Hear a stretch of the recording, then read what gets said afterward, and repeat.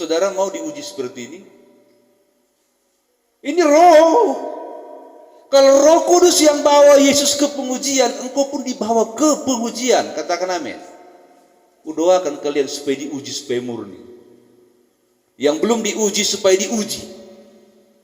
Amin. Supaya bisa jadi sahabat saya di sini melayani. Ya. Supaya kita bisa sehati, seia, sekata. Kalau saudara tidak lulus uji, Anda tidak akan bisa bersama saya melayani dalam jangka waktu yang panjang. Enggak bisa itu, saudara. Itu enggak akan bisa. Karena hati saudara akan memberontak. Enggak bisa. Ya. Enggak bisa. Yesus secara manusia dibawa oleh Roh Kudus supaya Yesus bisa seia sekata dengan Roh Kudus dalam pelayanan yang besar. Oke, ayat 3. Lalu datanglah si pencoba. Ini kan Roh Kudus yang bawa ke padang gurun supaya dicoba oleh iblis. Lalu datanglah si pencoba itu dan berkata kepadanya, jika engkau anak Allah, perintahkanlah supaya batu-batu ini menjadi roti. Diuji. Pada saat dia lapar sekali. Bikin batu ini jadi roti, makan. Bagaimana laparnya pun Yesus ibarat makan. Dia nggak akan makan makanan sebelum waktunya. Dia berbuka puasa, betul? Kalau haus, bagaimana hausnya pun dia. Pasir itu asal dia ucapkan, kalau dia pakai keilahiannya, air itu menjadi susu, kopi susu. Padang pasir itu jadi susu kopi jadi. Tapi dia enggak. Ayat 4, saudara. Tetapi Yesus menjawab, ada tertulis manusia hidup bukan dari roti saja, tetapi dari setiap firman yang keluar dari mulut Allah. Dia enggak, dia tolak tawaran iblis. Kalau saudara ditawarin iblis pada saat saudara butuh sekali, dan ternyata itu ada tapi dosa, ambil enggak? Enggak ada yang lihat. Enggak ada yang lihat, hanya Tuhan dan Anda yang tahu. Yang ketiga mungkin iblis. Dan iblis berkata, enggak aku bilang-bilang. Gimana? Ayat 5. Kemudian iblis membawanya ke kota suci dan menempatkan dia di bumbungan bait Allah. Iblis membawanya lagi ya. Tapi ingat yang pertama tadi Roh Kudus yang bawa.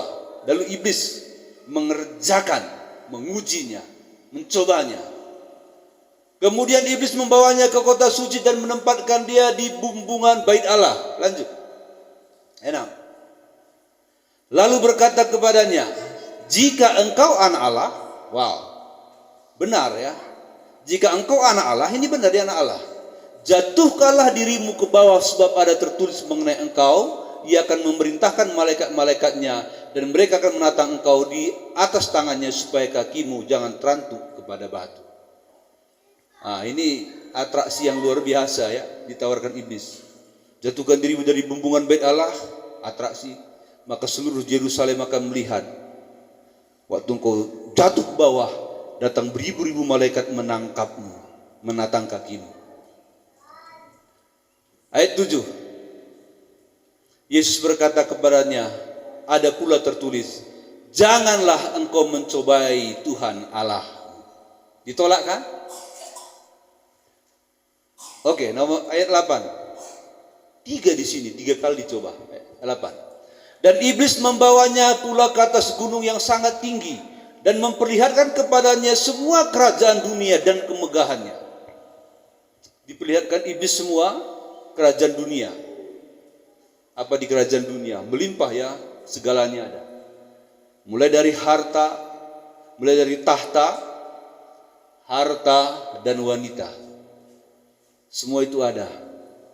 Bagi seorang yang gila harta, tahta dan wanita, dia akan terima ini. Ayat 8. Dan berkata kepadanya, semua itu, setelah ditunjukkannya kemegahan dunia,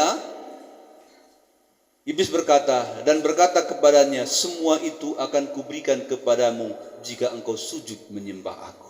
Ini tawaran iblis. 9. Ini penolakan. 10. Penolakan. Maka berkatalah Yesus kepadanya, enyahlah iblis, sebab ada tertulis, engkau harus menyembah Tuhan Allahmu, dan hanya kepadanya saja engkau berbakti. Dari ayat ini tadi saudara, 3 serangan yang dilancarkan menyerang iman Yesus.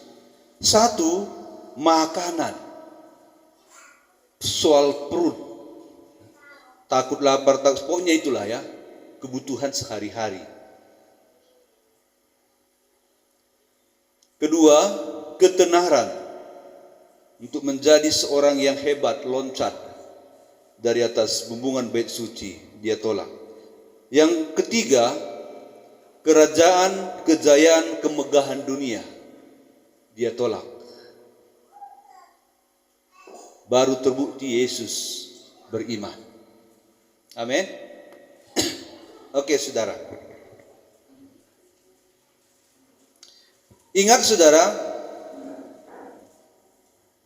Yesus bisa kalahkan si pencoba, si penguji, si penggoda itu. Maka Yesus setelah mengalahkan si pencoba itu, disitulah kita kembali kepada judul, kapan kita dilihat beriman, yaitu setelah kita mengalahkan pencobaan. Kapan Yesus dilihat beriman?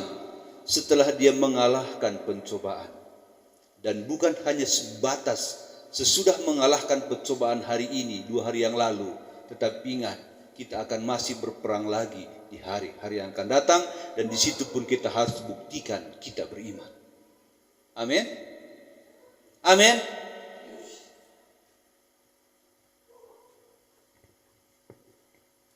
Dengan kata lain, perang iman belum selesai, walaupun hari ini kita telah menang. Belum selesai, walaupun hari ini kita menang.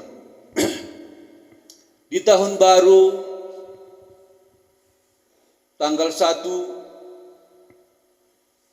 lewat 1 detik, dentuman mercun di atas angkasa merdingding, sambung menyambung, itu membuktikan bahwa perang iman terus berlanjut, tidak ada jeda. Antara 2022 ke 2023 tidak ada jeda di situ, perang, istirahat, nggak ada. Amin. Sampai hari ini nggak ada jeda, itu berlanjut. Perang akan berhenti pada saat engkau menutup mata dan menerima mahkota kehidupan, seperti ayat yang pertama kita baca tadi. Saudara, setiap iman akan dibawa ke masa sukar, katakan amin. Jadi kalau mau jadi orang GBDI, mau enak-enak saja, aduh, nggak bisa.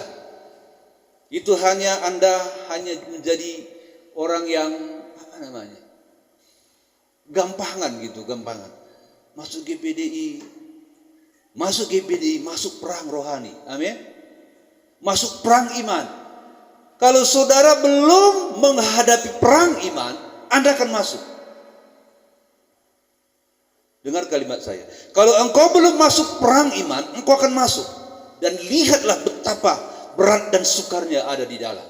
Tapi engkau harus menang, karena engkau digandeng oleh Panglima Perang Agung, Yesus Kristus.